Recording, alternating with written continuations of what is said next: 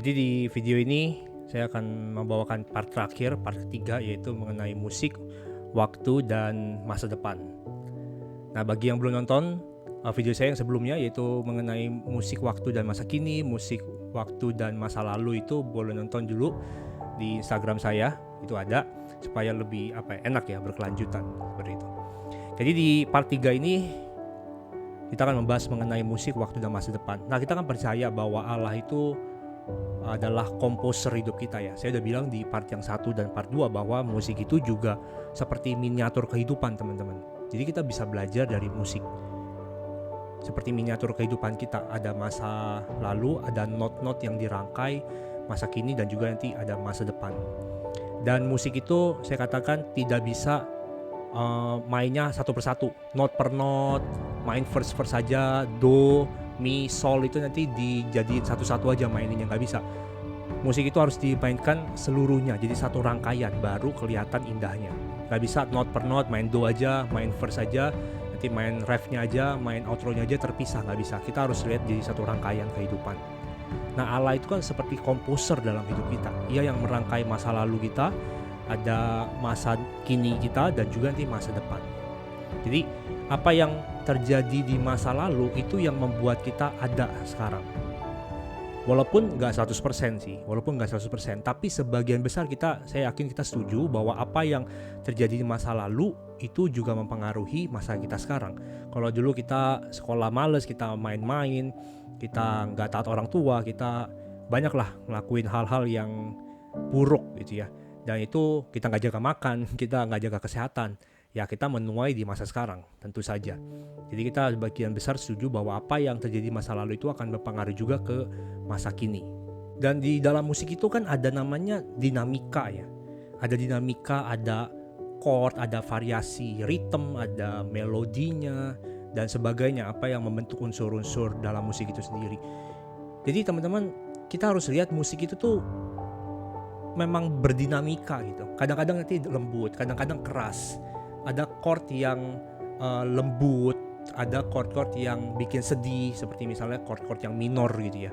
Itu kan minor tuh sangat identik dengan kesedihan gitu. Kalau kita dengar lagu yang isinya minor semua, itu menyedihkan, membawa suasana yang sedih. Atau ada lagu-lagu yang ritmenya cepat dan juga chordnya itu banyakan yang major gitu ya. Itu membawa suasana yang senang gitu, lebih membawa suasana yang bahagia.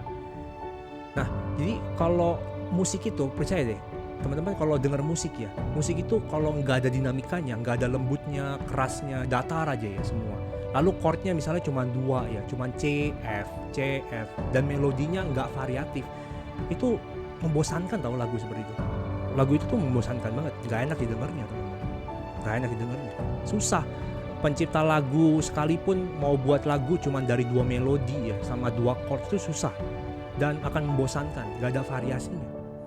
Jadi musik itu semakin banyak variasinya, tidak 100% sih, ya tidak berarti yang banyak variasinya akan lebih bagus musiknya, enggak juga. Kalau berantakan juga bisa aja. Tapi maksud saya secara umum kita yakin, kita percaya, bisa setuju bahwa semakin variatif lagu, chordnya, melodinya, ritmenya, itu akan semakin menarik. Lagu itu jadi semakin menarik ya teman-teman.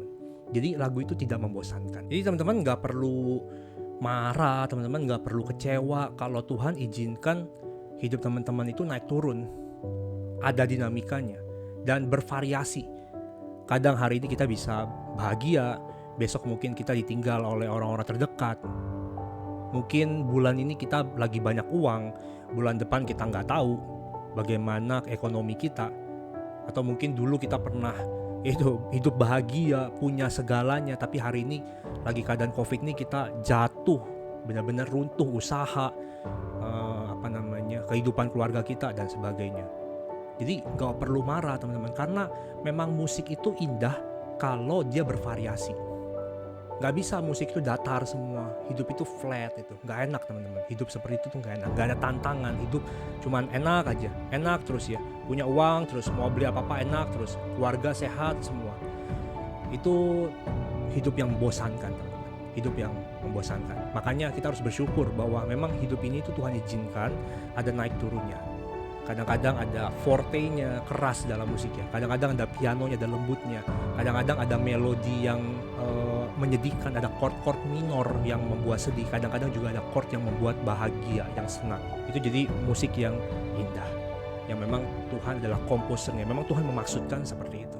Dan ingat, musik itu jadi satu rangkaian. Kalau teman-teman sekarang mengalami kesulitan, tunggulah waktunya. Teman-teman masih ada dalam tengah-tengah lagu, belum selesai lagunya. Jadi jangan marah dulu, jangan jauhin Tuhan, jangan lari dari ibadah, jangan lari daripada Tuhan. Tetapi lihatlah jadi satu rangkaian hidup sampai nanti akhirnya kita baru bisa lihat, oh ternyata ini toh lagu yang Tuhan sedang mainkan. Dan lagu itu, musik itu kalau cuma 2 chord ya, cuma C, F, melodinya cuma 2, 3, itu lagu yang membosankan. Datar aja, flat. Nggak ada naik, nggak ada turunnya, dinamikanya, itu hidup yang membosankan.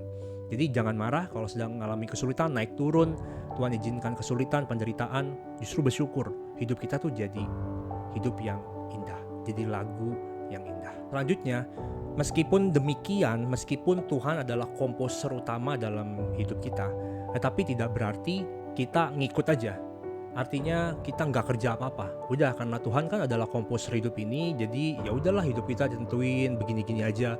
Nggak bisa gitu juga. Kekristenan yang sejati itu tidak mengajarkan demikian. Kalau Tuhan udah berdaulat, maka manusia diam-diam aja, goyang-goyang kaki aja. Nggak pernah begitu sih kekristenan sejati.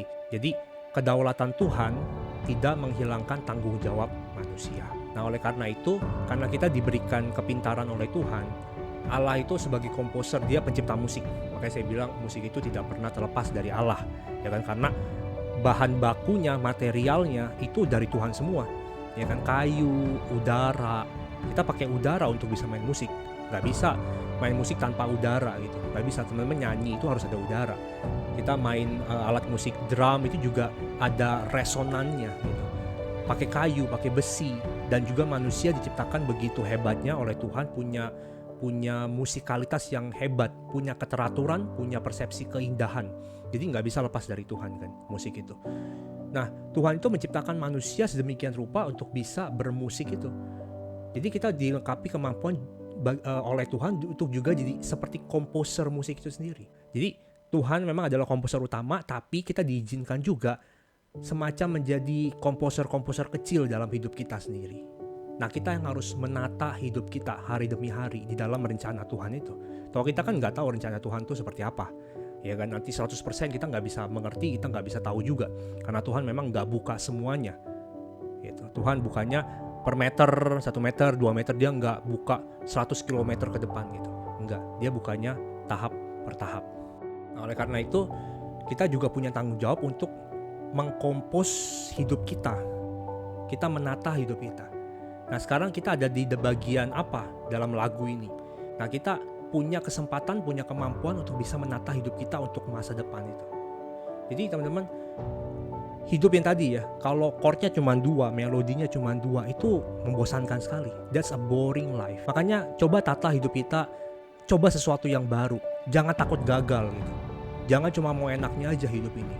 Saya mau punya banyak uang terus, saya nggak mau susah. Kerja saya harus enak terus, nggak boleh ada yang mengkhianati saya, nggak boleh ada yang mengacaukan pekerjaan saya, nggak boleh ada yang ganggu saya. Nggak bisa, teman-teman. Cobalah untuk tata hidup kita, rencanakan untuk mencoba tantangan. Nggak apa-apa gagal, nggak apa-apa suatu waktu saya jatuh dalam kesedihan, nggak apa-apa. Justru tatanya dari sekarang, persiapkan dari sekarang. Kalaupun gagal nggak apa-apa. Kalaupun saya harus coba sesuatu yang baru, nggak apa-apa. Korbankan jam tidurmu untuk belajar, baca buku, untuk investasi uang ke hal-hal yang membangun buat orang lain dan juga yang bernilai mulia ya.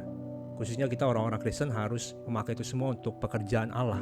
Beli buku yang bagus, korbankan jam tidur kalian buat orang-orang, buat investasi kepada orang, jadi mentor, beli buku yang bagus, baca buku, pelayanan untuk gereja dan sebagainya. Jadi biar hidup kita tuh nggak flat aja, datar semua.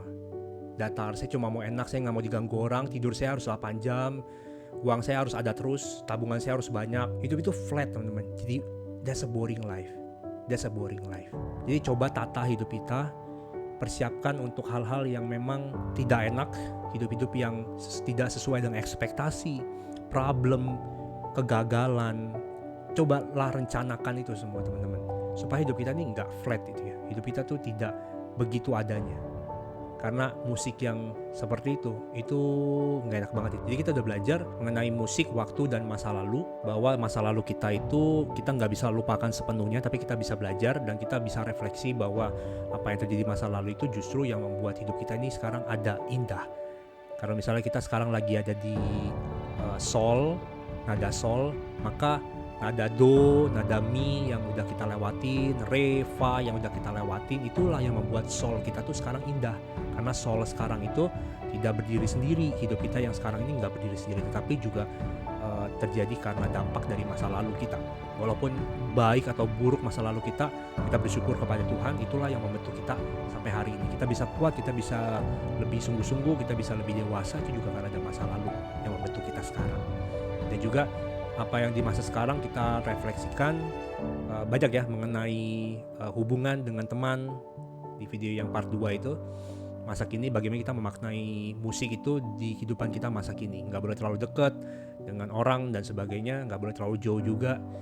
Dan apa yang di masa ini juga akan berdampak di masa depan. Oke, see you di video berikutnya.